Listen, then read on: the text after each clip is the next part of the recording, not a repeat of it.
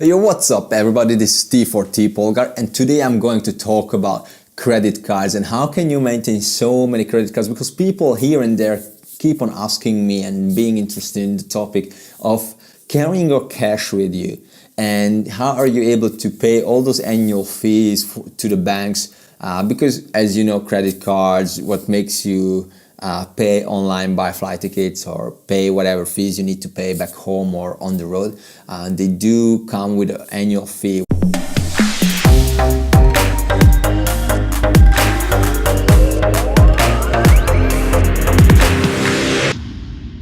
What I do is just, I have only one card. I don't bother with another one. I have one card back home, but it's just an online account where I store my savings and another investments. But what I use for traveling is a simple card, and I open a new card every time I move to a new country. I close the previous one and I open a new one because I'm going to use that one as a base and just like a star shape, going here and there to explore the neighboring countries, neighboring areas, places that interest me but close to the base, right? And therefore I get to pay this annual fee only once. In most of the cases I just withdraw enough cash in the base and then I start traveling with that cash. Let's say it's dollars, so I try to always get and open a US dollar based account where I can either withdraw US dollar or the local currency. I can strongly recommend, do not carry your cash, regardless if you travel to a developed country, regardless whether you travel to an underdeveloped or a poor country, rich country, you name it. There will be pickpocketers all the time, more or less, depends on the situation, but you're going to face with potential pickpocketers and there will be a chance of being robbed, being ripped off, and then you just like wasting half of your time, and it's a fucking struggle-full experience when you have to go to the police and make all the files, the reports, and then whether your money is going to be paid back by the insurance company, whether the police is able to make progress. If they are able to make progress, then you gotta be present on the court and the hearings and all that shit, you know. It's just like a struggle-full shit. So what I do is basically I carry no more than 500 US cash and the rest are always on my bank card.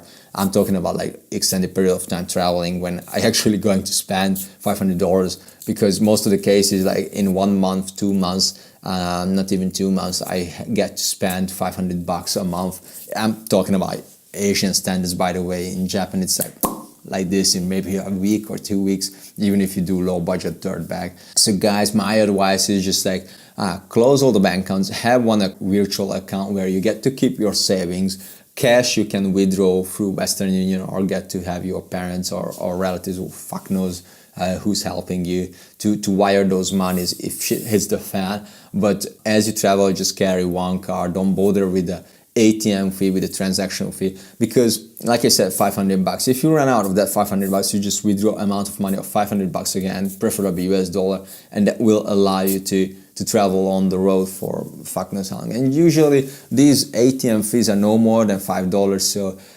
fuck it, it's better than carrying like 5 bank cards and figuring out which account has how much money and therefore how long you can use that particular account.